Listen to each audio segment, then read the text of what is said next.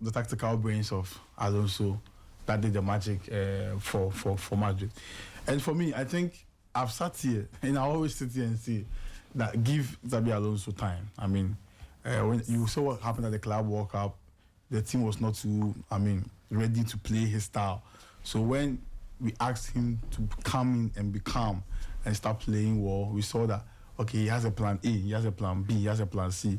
Tactically, he varies his approach and he helps the team well. For the first time, you see that Madrid players are playing like they want to listen to the coach, even including Vinicius Jr. Hey, are you sure Vinicius Jr. is He does. Tactically, he does. Okay. But they would go to what he did, when he was subbed out. But tactically, he does listen to his. That's why he was probably angry, because he first was having a very good game. But I like everything. Even Valverde, that we are saying that he struggles a bit. At right back, he's there. He listens to instructions. So I've given Manucho some pictures that will help us go into the game into detail. So if Manucho is ready, because you have to break the Clásico down very, very, very, very well for our viewers. So, and those watching on X, follow us, retweet, and engage. Now, Kosi, what Xabi Alonso did, like it's not difficult to do. Yeah. But it's very interesting. And I'll big up all the midfielders of Real Madrid on the day, including Valverde, who was playing as a right back. Let's name them. Valverde is a midfielder. Tchouaméni is a midfielder. Camavinga is a midfielder. Ada Guler is a midfielder. Who else was there? Bellingham is a midfielder. So on the day, he had 5 midfielders, giving different instructions, different roles to play, and they all executed it to perfection. That is dangerous. That is 100 over 100 for the coach, and same for the players. So Barca only had Pedri, De Jong, and Fermin Lopez in the middle. They couldn't stand that dominance in the midfield. And one thing that helped them was the interpositional changes of these Madrid players to go and complement the attackers. That's Vinicius Jr. and Mbappe, to help even Mbappe beat this high line, because I think he couldn't do it alone from past experience. So details from the coach. He watched the clips. Why was Mbappe being found out in all the high lines? So somebody had to help. People had to be decoys in the high line to beat Barcelona. So if they're ready, we can go with the pictorial evidence and tactical analysis for the game. So the first picture.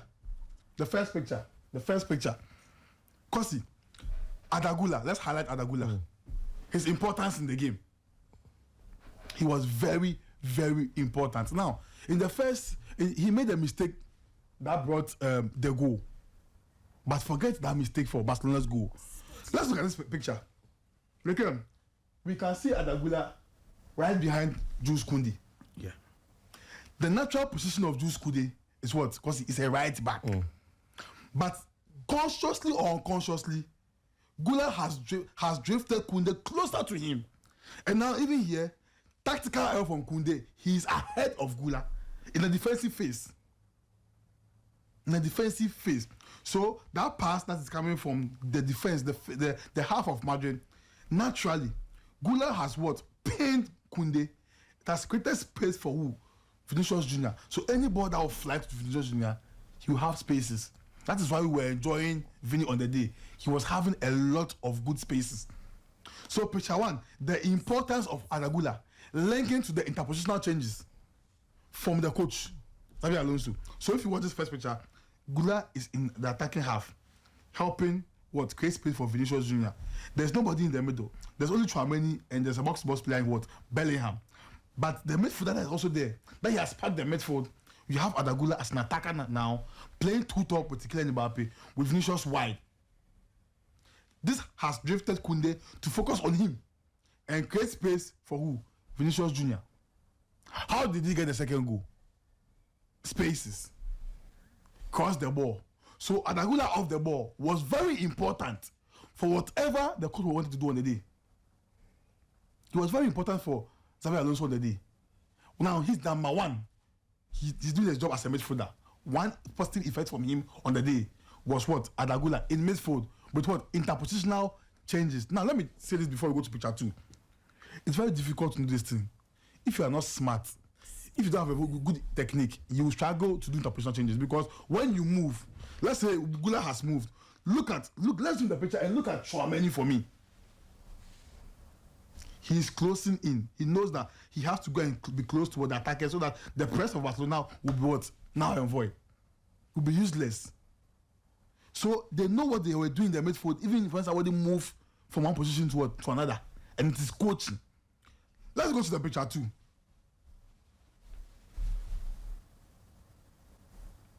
Now this boy the first goal, minute 21. If they can see, yes, I like it. Now, let's continue the discussion. You can see Jules Koundé. Kosi.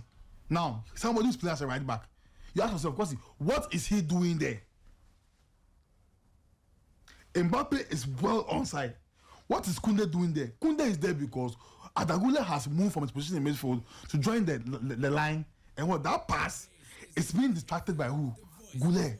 Because he has pushed Koundé centrally and created space for what? Vinicius Jr. But the pass went through to Mbappe and the goal came. So nobody should undermine the importance of Guler in this game, off the ball. Because when it comes to the movement from defensive phase or from the midfield phase to the attack, he was spot on.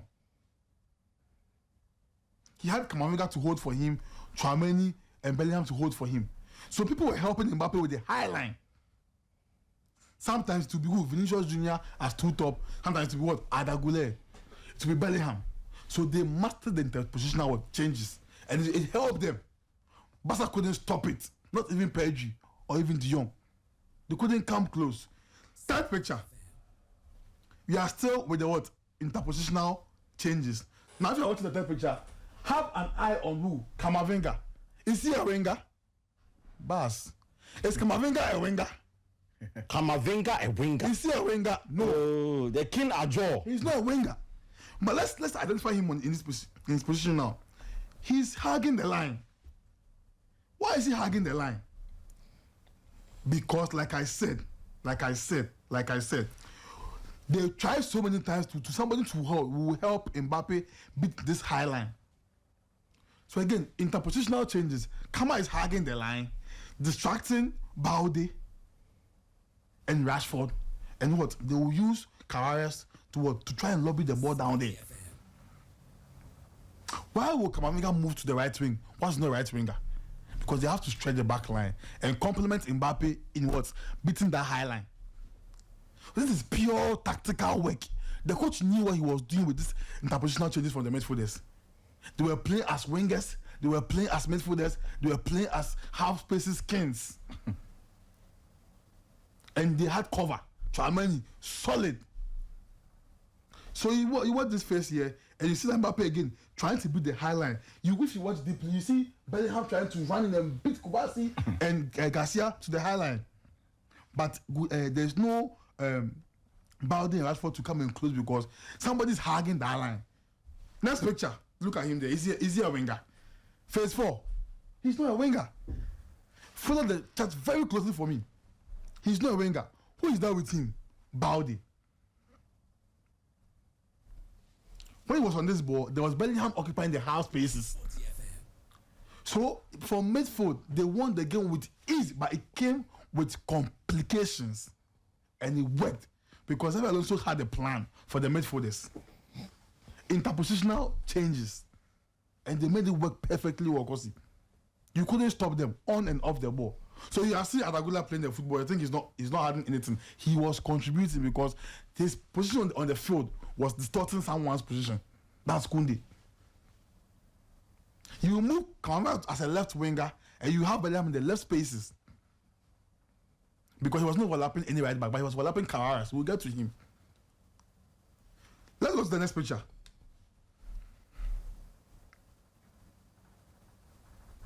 Now, the Madrid press. Very interesting. If you can count the Barcelona players in their half, I think they are 8 here. This is why I call the Bernabeu angelic press. Because the Bernabeu angelic press. Because I've not seen 8 men. Everybody 1v1. Just look at who is pressing right now. Vinicius Jr. Who is in the box closing half spaces or passing lanes? Mbappe. Who is tracking the pass from the goalkeeper to Garcia? Let's say Adagula. Who is on Yamal? Carreras. Who is on De Jong? Tchouaméni. Who is tracking the run of Pedri? There's somebody there. So everybody was marking somebody. The pressing was top notch. They were beating Barca to their own game with the pressing. You couldn't stop that either. And it brought Madrid chances, but they just missed all. So for me, Kosi, what won Madrid the game was that when all this was happening, yeah, Vinicius Jr. will move into the box with Mbappe to create a 4-4-2 on paper. Then you have, to me, the man of the match in Carreras overlapping and tracking back like a crazy man. Carreras was impressive. I mean, super impressive. Like a crazy young boy. He goes and he comes. Man United will be wondering how I did we tell let him you. go. And he was there. I'll say he was the reason why they got the second goal. They let him go and they brought Patrick Dogo. He was the reason why they got the second goal. Let's go to the next picture. Let me explain why they scored the second goal. Cause, Walid. Now, the last take on Madrid, how they beat the high line. Now, I've told you that who was my man of the match? Carreras. Now, you see, if you zoom the picture for me, you realize that the Barca players, look at the waist, guys. Focus on the waist of Kubasi, Garcia, and De Jong. They are trying to set Vinicius Jr. offside. Mbappe is offside. Now he was the bait. I think it's the next picture. Next picture, please. I'll Next picture. Tactical Alonso. Tactical Alonso. He's on it. Yes. Man of the match, Carreras is on the ball. Pardon my voice, yeah. It's the party. And focus for me, the three lines of Barcelona. Now, their high line is spot on. But watch the bait from Xabi Alonso. Look at what Mbappe is doing. He's in the offside position. Look at Bellingham, offside position. But keep an eye on me for Vinicius Jr., champion boy. He's beating their high line. And that pass from Carreras, who has now become what? A winger. And Vinicius what? A half-space king on the day. So because they know that only if you put only Mbappe there to be the high line, he will struggle. He will not be in the game. They were baiting them with other profiles. Again, interpositional changes from midfield. So with this one, Mbappe become a 4-4-2 on paper. Then Carreras becomes the left winger. So they were cooking Barca from all angles because they overloaded the midfield. And there is no way, no coach on earth can stop it when the boys get it. When the boys, they wear the garment of what the coach off the ball will work, on the ball will work. So the high line, it was so easy for them to be there. And see, watch the top there. You see with the Camavinga. Again, he has moved from midfield to become what? A winger. You cannot stop him. So Barca came into the game because their high line was there. They were enjoying themselves. But Alonso found a way to bring double players, double materials into that same high line and bait them with the boy who will be offside. Mbappe and Bellingham, and use Vinicius Jr. as the asset to break that high line all the time. It was working. So next picture, we'll go to Barcelona. And I'll go to the board for that one. And tell you people why Yamal was awful or had an average game in this game. Yes, let's go there. So, Gosti, is Yamal a left winger or a right winger? Is he a fullback? No, he's played predominantly as a right winger. Yes. And we know that every Barca build-up, we should have Yamal at least at the center to get balls and now have 1v1s or 2v1s with the winger and probably his fullback. But in this game, we didn't see that. We saw a build-up where Koundé was like a right center back and Yamal was too deep. I want to ask the Barcelona coach, Kuflegi, what was the rationale behind this? Because it made Yamal look bad. The guy has gone to chat.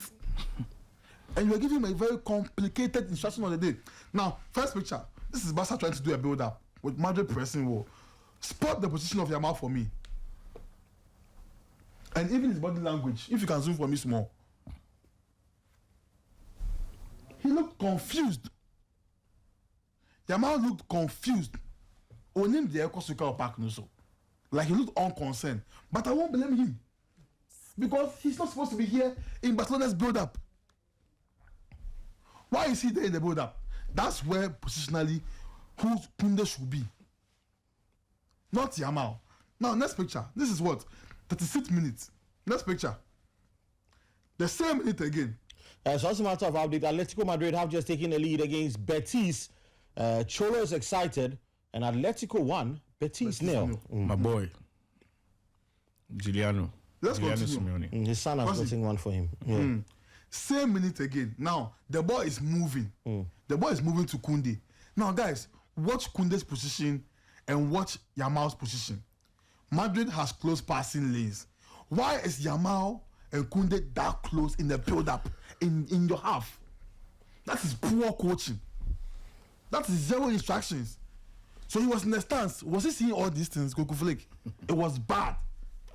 Now we move to the 37th minute. The ball has progressed. The game. Can we go? The ball has progressed.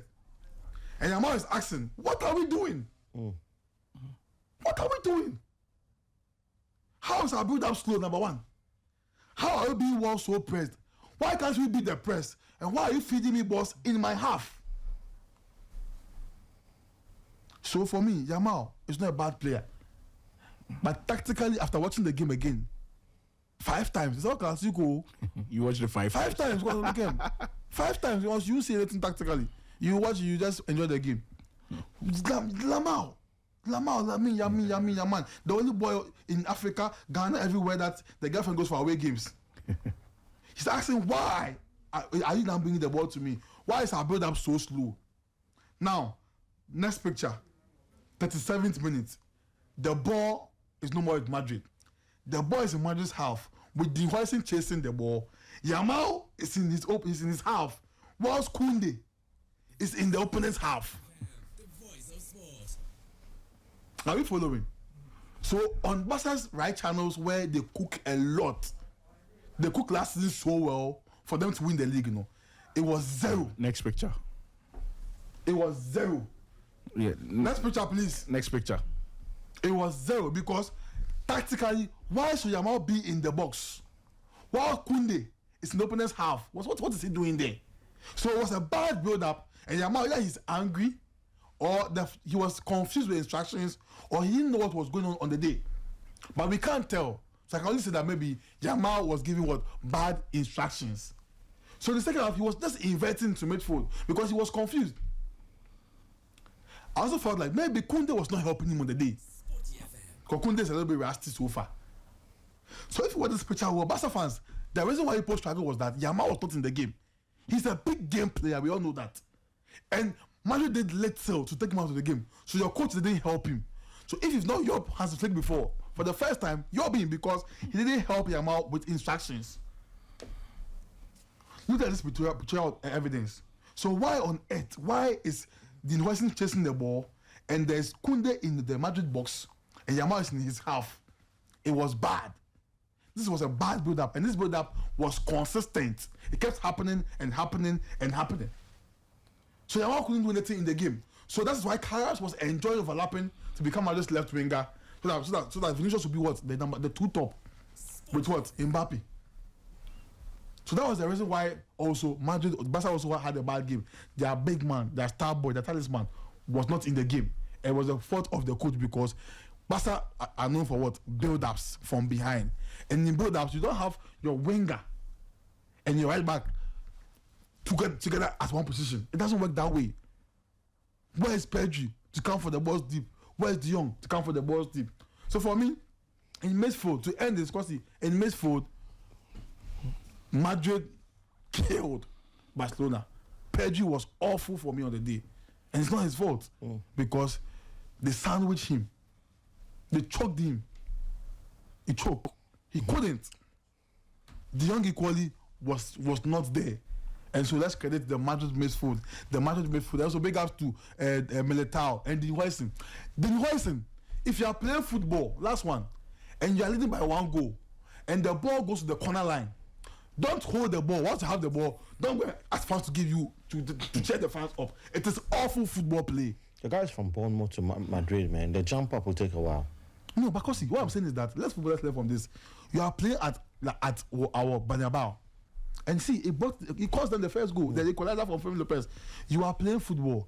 You have the ball at the bar line in your half, and the ball is with you, and you are chanting the fans to, bro, fine man, this is my coach. I'm taking you off. It is funny errors. Focus on the game. It is the El Clasico. The whole world is watching, including playback boys. What are you doing? So for me, fantastic game from Guler, from Bellingham, sweet pass, sweet goal. Vinicius Jr. I'm sure we'll go to the Vinicius Jr. discussion before I won't touch on it. Everybody was spot on for Madrid. They knew they had to win this game because last season, back to back wins. Total disrespect to them. So for me, a solid 9/10 for the Madrid coach, and I keep on saying he's pragmatic. He doesn't have one style. If you are facing him, you wouldn't know how to approach him, and he will come in all guns blazing to stop you with different variations. The king I draw with the tactical analysis. Ellie, a lot of people said, listen, this Barcelona highline before the game would be their bane. But then Hansi Flick didn't seem like he wanted to flick the switch and turn it around. He still maintained that high line going into it. Didn't this just make this easy for Xabi Alonso to predict? Because you watch that game, and I think the instruction was when you get the ball, look for the man on the bike and give the ball to him. Suffocate this Barcelona team as much as you want. And this is surely a template to other teams, isn't it? Well, I wouldn't say it was easy. I wouldn't say it made it easy for Madrid. I would say the Highlands has its strengths and it has its weaknesses. It has its side effects, I would say, or maybe it has its wrongs. But at the end of the day, it's the way they play, and it has served them very well.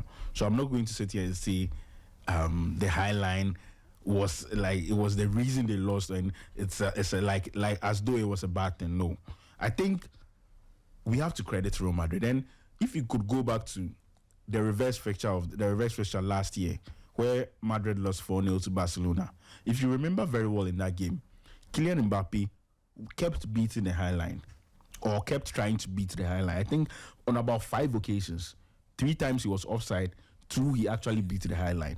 I can't remember he got a goal disallowed in that game for through a similar situation where it was an offside trap. He thought he had beat the High Line, but then he was called offside. So it is something that has been a sequence occurring before. Just at this time, there were several things in place, several pieces in place that made it easier for him to beat the High Line. So it's a game state that has helped Barcelona win games. But let's not forget, Madrid has been able to beat it. Last year, what was the bane of Kylian Mbappe was his poor finishing. Because there were several, I think on 3 occasions, it was 1v1 versus the Barcelona keeper. But he missed. But this year, he got his chance and he scored. And that helped, that gave Madrid the lead. So I'm not going to blame the High Line per se. I'm going to say it's a style of play, or it's a strategy that has helped Barcelona over the last year since Hansi Flick took over. And the rights have so far outweighed the wrongs. Just that these are the things you must accept to come with such a style of play. So yeah, I'm not going to blame the High Line for it being the cause of their defeats. Lamine Yamal, you just spoke about why he was anonymous. Yeah. But for a lot of people, he talked Barcelona into a certain level of animosity before the game. We saw what happened at full time, etc. Yeah.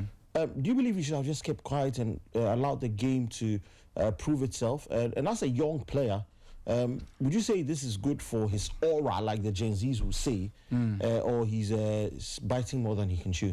I won't advise any player to have the Yamal style.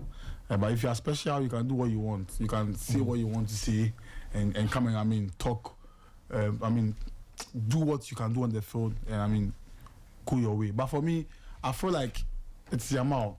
Most often than not, he does it. He says it and he does it. I think, like I said in my submission, I feel like it was a poor tactical approach from their coach that made Yamal a little bit off in the game. But it's the attitude. You cannot. I have learned to understand that it's okay. That's his style. That's the Yamal style. I shouldn't force to change Yamal. Okay, Yamal. I mean, don't vibe with your girls. Don't go here. Don't do that. That is him. At 18, 19, he wants to do that. That is fine. You can be messaging the girls. Yes, a Barca fan will say, Ajo, we don't care about his off-field events. When he comes to the field, what does he offer us? But this is ask yourself, what is he offering you guys?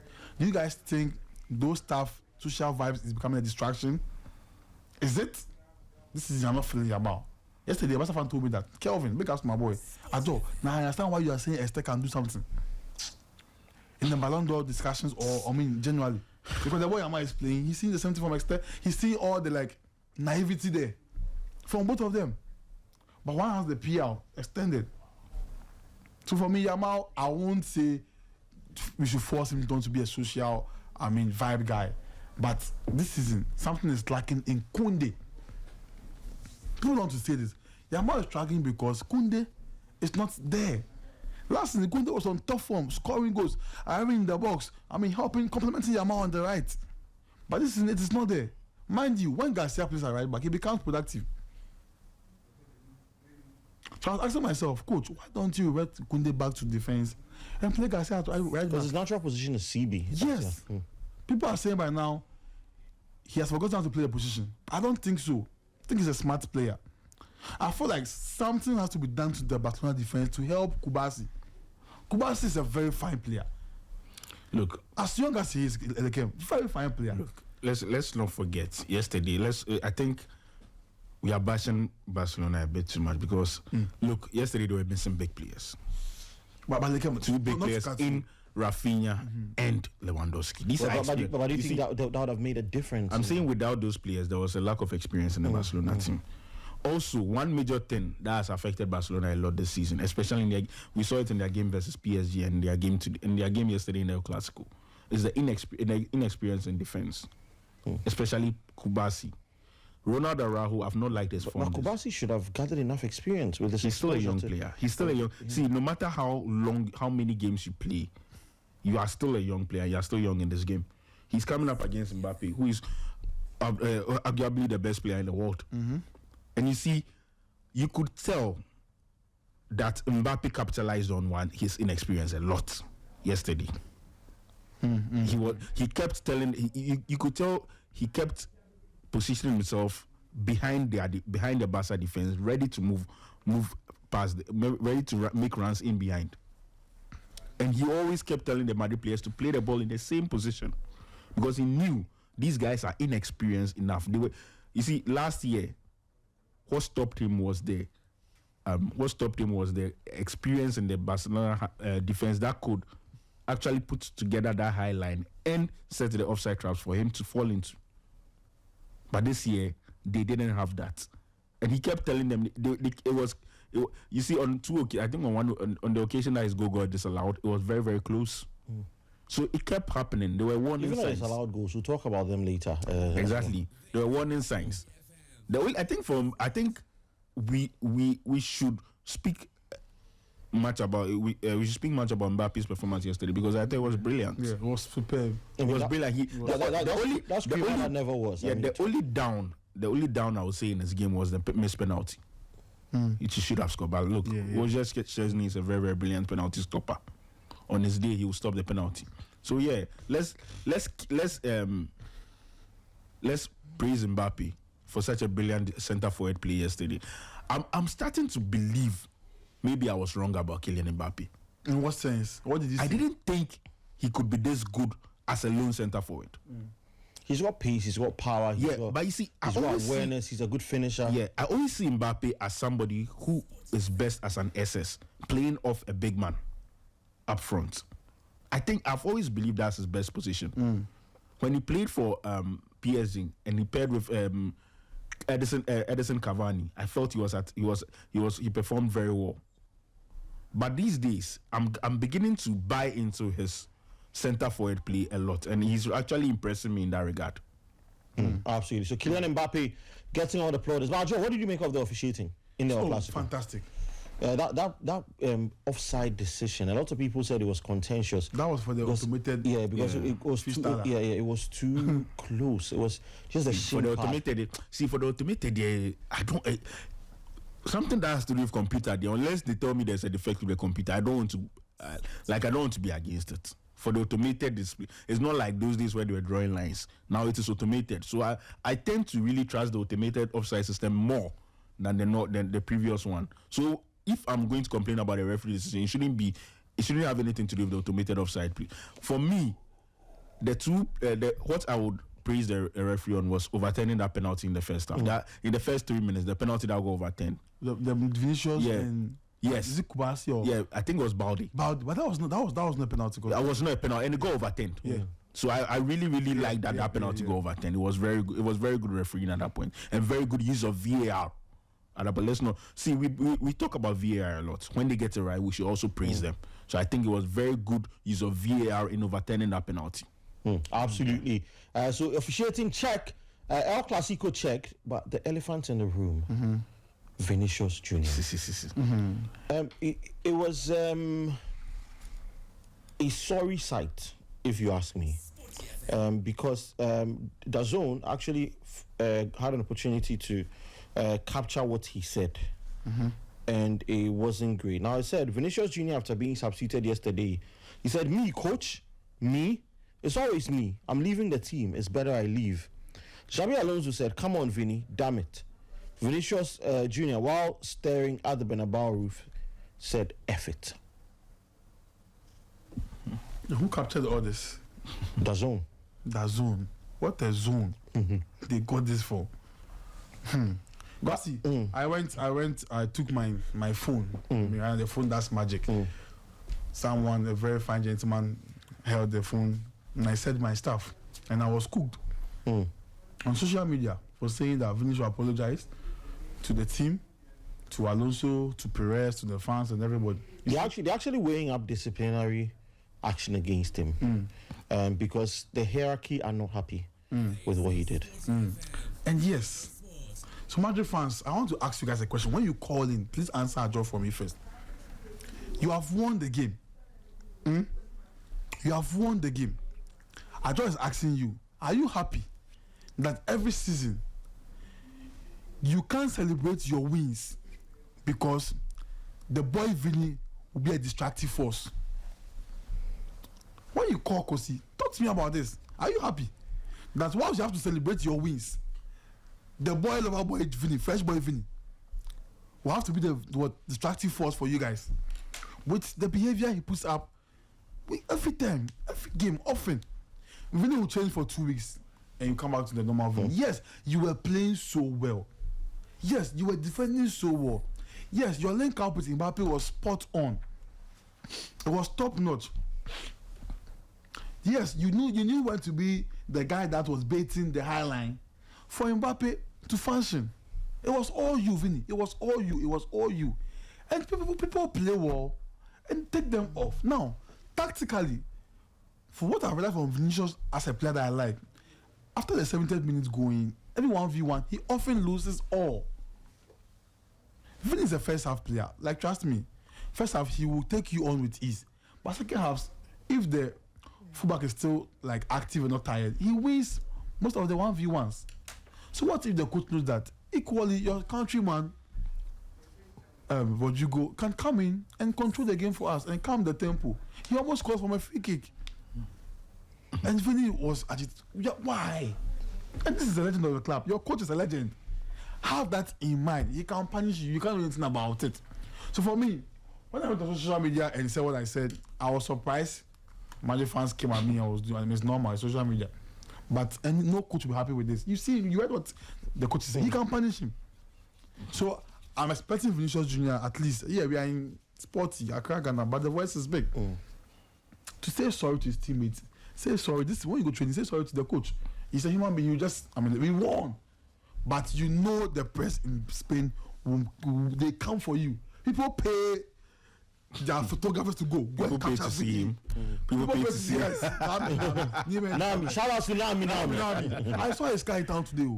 You saw Nami I saw Nami's car in town. Nami, We'll talk about him. Explain, where are you? I saw his car in town. We parked at a very nice location. Charlie, that boy. Was it a church premises? No, I was buying food.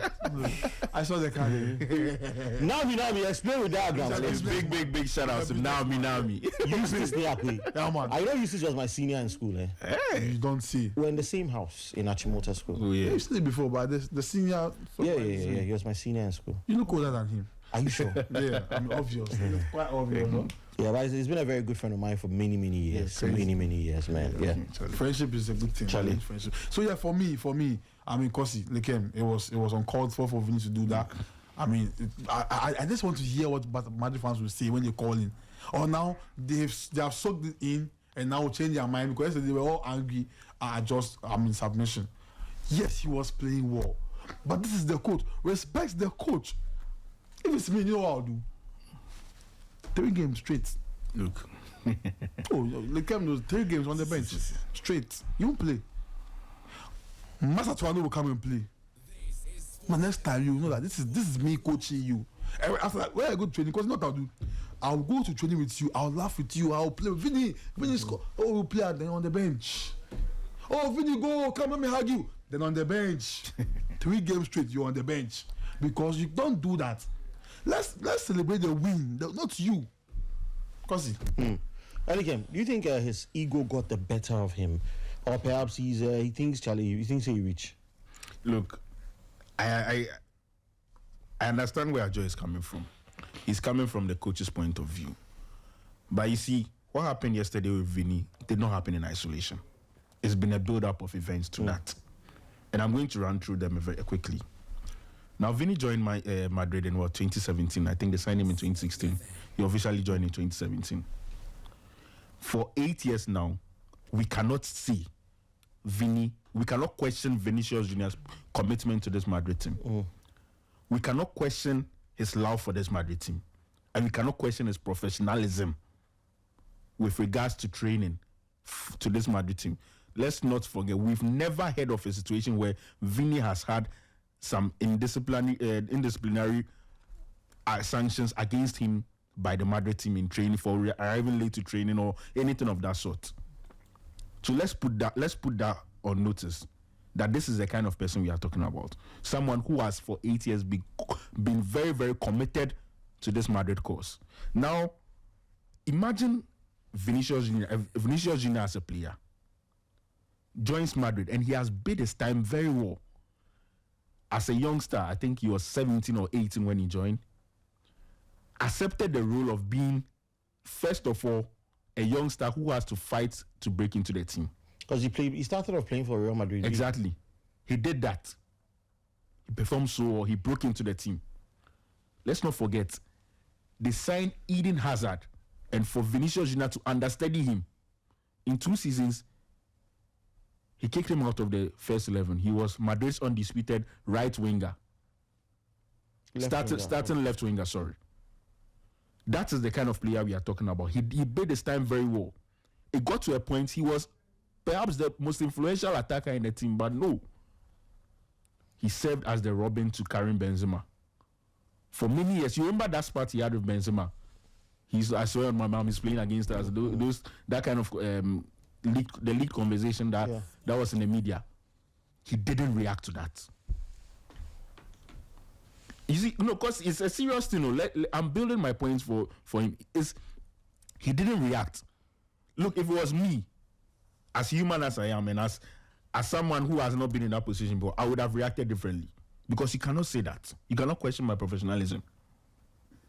But he kept quiet, gave Benzema the respect as a senior player, as his captain, and then still served. Later on, he became an influential part of 2 Madrid Champions League wins, scored in 2 finals.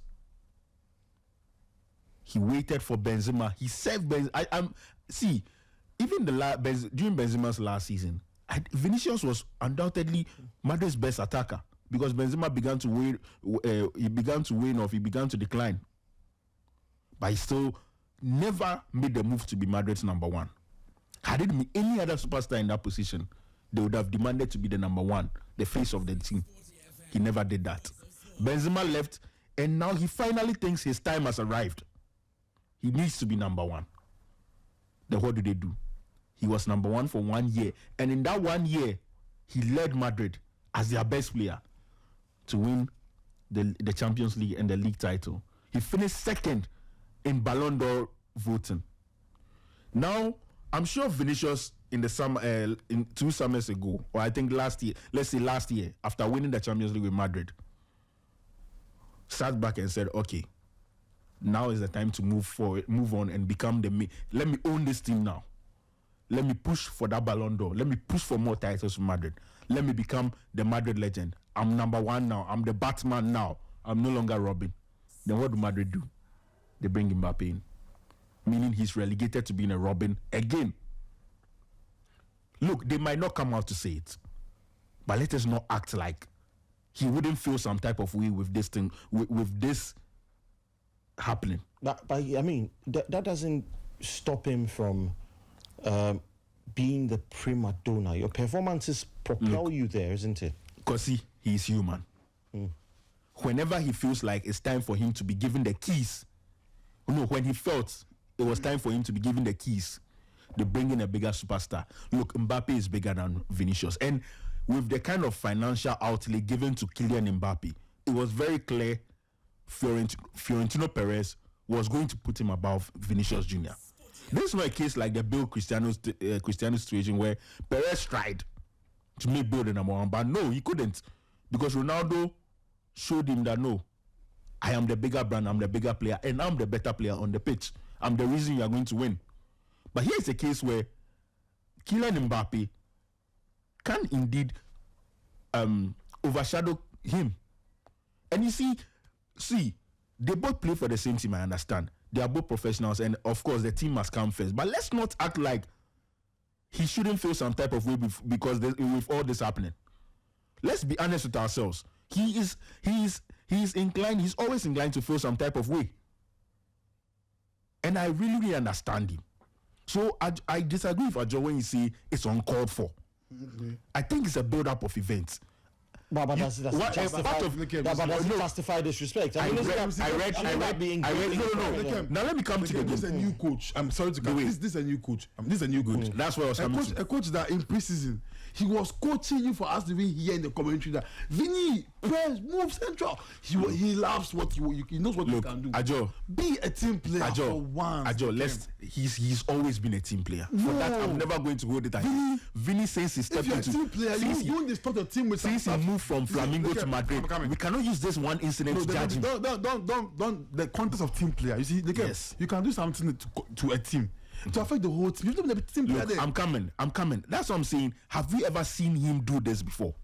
What? Have you ever seen him act this way before? Sub off? Yes. Fighting after the game? No. Let me the fight is a different issue altogether. So let me finish with his reaction to being substituted. Okay. Now this season, you spoke about a new coach coming in. Let's not turn a blind eye to what we are seeing. He has had a reduced role in this Madrid team. Tell me I'm lying. You've watched Madrid since the time. For 10 games this season. There has been games where he has been benched. Yes. It's very clear the Madrid attack is now he has been there's a drop in what he can do. He's been dropped. Yes. He's been working because of his attitude. Look, I'm coming. And that's what I'm coming. And it's a compilation of several things. Okay. Let's not forget he's still in contract talks. Now. He's still in contract talks. Yeah. He's not signed. The last I checked, he's not signed an extension yet. You understand? All these are played. All these are happening in the off the field. Now it's very clear. Mbappe is the main man in Madrid right now. He's the team is Mbappe's. Now, he is also in contract talks. He's probably asking for better for like a more improved role or like a bigger role in this squad. He wants to know where he stands. He wants to be at least given a shot to own the team or to take the team back. Because let's not forget, when Madrid signed Hazard, the plan was to relegate him to be an understudy.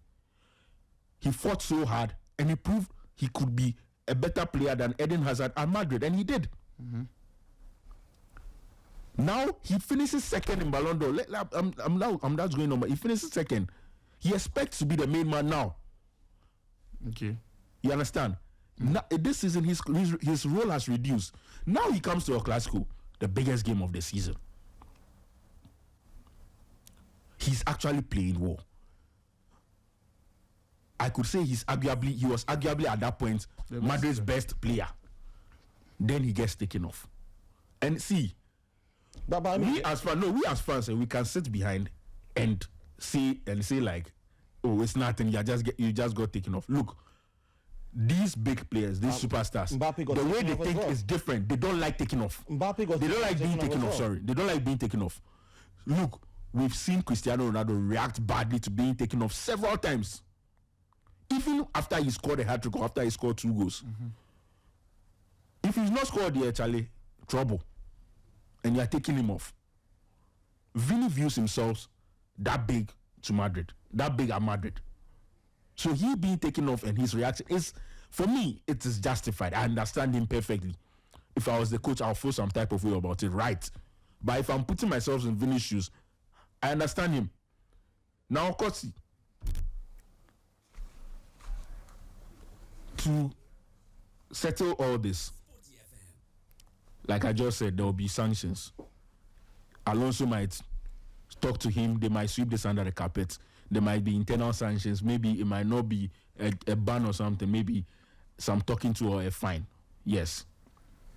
But long term, after the fine and after every sanction is served, after every punishment is served, the boy is not going to forget this. Something must give. I think to solve this permanently, he should leave. Leave and go where? No, that's the thing, because at 25, finishing second in Ballon d'Or, now a bigger player has come. Your role has reduced. You've dropped. You are no longer the player who was the second best player in the world. But then he still plays for Real Madrid. He has a very important role in that team.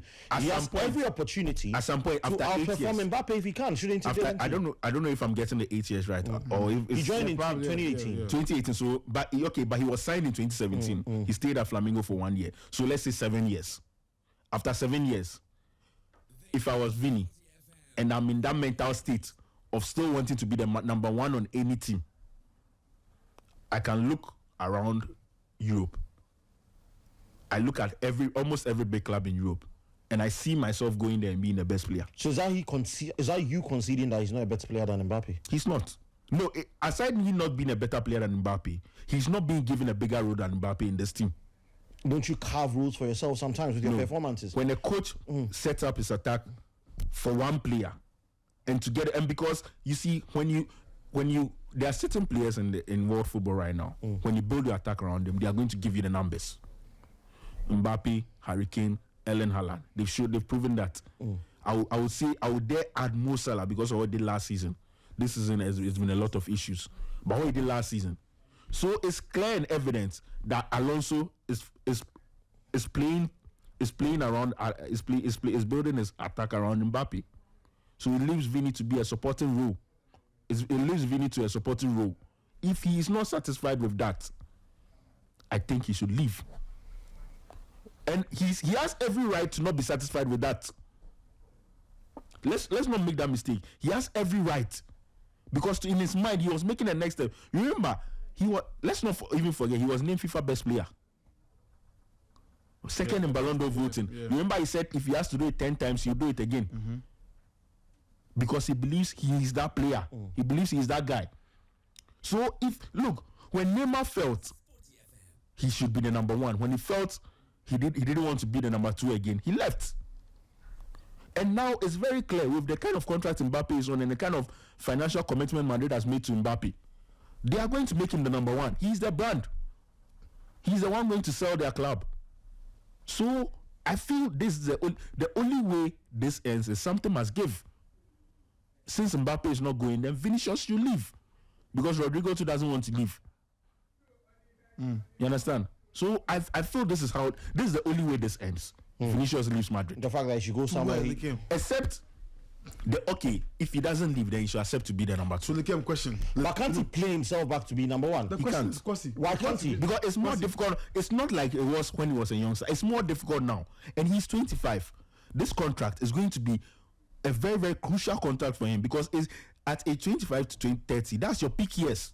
The game question. So is he willing to spend his peak years being number 2? What you are saying, Yes. and we football lovers, Yeah. are we now to accept that when the player is being subbed out, he should show with this kind of attitude? No, this is not any situation. This is not like this. You see, when you are saying it like that, you are speaking Because like look at this you are speaking in an ideal way. The coach can feel bad about this. The Because coach is we are winning. Look, we are winning, and I have a plan. The coach has every right to feel how Let's you. get to my plan. You understand my point? You are not getting my point. The coach has every right to feel how he wants to feel. He has every right to punish him for whatever he deems, however way he deems fit. But what I'm saying is, let's not act like Vinicius is being selfish.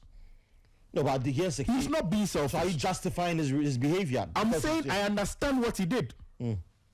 Due to the reasons I've stated in my But submission. for a player who's my supposed, submission. who's supposed to be a professional footballer, Yes. right, who represents a club as big as Real Madrid, Yeah.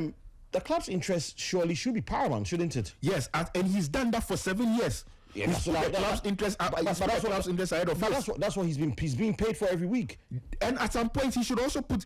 At some point, where does his personal interest The come club in? has given him a platform, a big one. He's also given he's also paid by the club very well. Ideally, so He's the- led the club to 2 Champions League titles. So are you justifying petulance? I'm not justifying it. I'm saying I understand where it's coming from, and that's what I'm saying. The club has made it clear to you that you are going to be number 2. If you don't want to accept it, leave. So if, for example, at Arsenal, Yes. Declan Rice is taking off in the 70th minute Yes. for Merino, and he behaves like that, And he's not known for that. Let's add that. He's not known for that. would you justify it in any It way? would depend on what has led to that. Declan Rice was bought for a little over £100 million. Yes. He surely sees himself as the prima donna central midfielder in the Arsenal team. Okay, But you see, it's a false equivalence. why is he a false equivalent? Because Declan Rice is not being given a number 2 role at Arsenal. but who gives a number He's the 2 role? first name of. He's the first name on the team No, sheet. but who gives a number 2 role? It is something we can see. See, in sports, In sport, you see a team play and you follow a team for 5 games and you know who the best player is. You know who the team is being built around. if Vinicius Jr goes in the next 10 games and gives and scores 22 goals and 10 assists, will he still be in? That's highly unlikely. Why is he unlikely? Is it because his ability doesn't measure up to it? It's not that. But Is it likely from Mbappe? Let's draw more realistic. No, okay, let's say more he goes- realistic. He plays 10 games. hypothesis. He plays 10 games. He scores 12 goals in 10 games and produces 7 assists. Yes. Will he still be the number 2? He's no. Number 2 doesn't mean in performance. It doesn't mean in form. But can't you play Number yourself? 2. The number 2 I'm talking about is how the team has been built. Look, you go to the Los Angeles Lakers now. Till LeBron James, I'm just drawing an equivalence with NBA right now. Till LeBron James retires, he's going to be the number 1 at the Lakers. Now he can understand due to age and drop back for Luka Doncic to take over the reins and be the number 1 in the team. You understand? Because it's an age thing. But you see, let me use this example. This team, the Houston Rockets. Before last season, they were second. They were the second seed in the Western Conference. Their best player was the Turkish guy, I think, Şengün. He was not like he was their best player. He made the All-Star team, and he had a very good season. Now this off-season, they signed Kevin Durant. Immediately, Kevin Durant comes into the team. He's the number 1. Şengün is relegated to be number 2. If he feels he wants to be, if he feels he doesn't want to be number 2 anymore, he leaves. I'm going to give you a better example using the NBA. I don't know if you follow the NBA very well. In 2014, LeBron James decided to return to the Cleveland Cavaliers. Before he went there, Cleveland were already they already had a squad. Kyrie was a rookie who was developing, and he was becoming their best player. The moment LeBron James stepped into that Cavaliers locker room, he became the best player. He became the number 1 option because he's a better player. He's the bigger player. He's the bigger brand. Kyrie was relegated to being the number 2, And he played that role very well for 2 years. In 2016, I think it was in 2017, when he felt he no longer wanted to be the number 2, he's bigger than the number 2 role. He wants to be the number 1 at another team. He left. He requested for a trade. So this is how it works. You can't play yourself in certain situations to be the number 1. So you think Vini should come to Arsenal and be the number 1? If he wants to come to Arsenal, fine. Would he be the number 1 if he's at Arsenal? If he comes to Arsenal right now, he's better than all the wingers we have. I love Bukayo Saka so much, but Vinicius Jr is Ballon d'Or level. Ballon d'Or level talent. Are you saying you sideline Saka for Vinicius? But they don't play the same position. They can't play the same position. And Arsenal has an issue on the left wing. Okay, yeah. You understand? Yeah, I mean Martinelli and he comes there and he's an upgrade on all those who are there. Anyways, yeah. You understand? So see, if you want, he has options. He can walk into this Liverpool team and be the best player. He can go to City right now and be the best winger.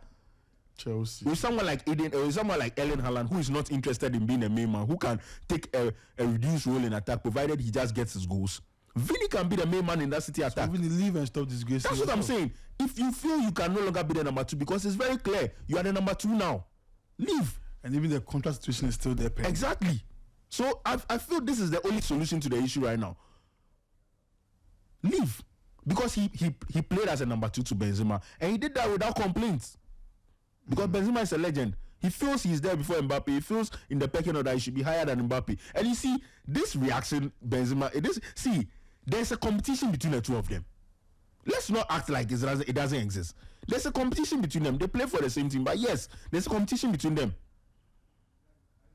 Do you think Vinicius doesn't want to win a Ballon d'Or? Do you think Mbappe doesn't want to win a Ballon d'Or? They both play for the same team, but they both want to win it. So yeah, I'm saying this is the only solution. One must leave. Anyway, this will rage on and on and on and on. But we can talk about it as much as we want. Ajo, let's take your final submission on this particular issue, and then we move to the English Premier League. Don't underrate Xabi Alonso.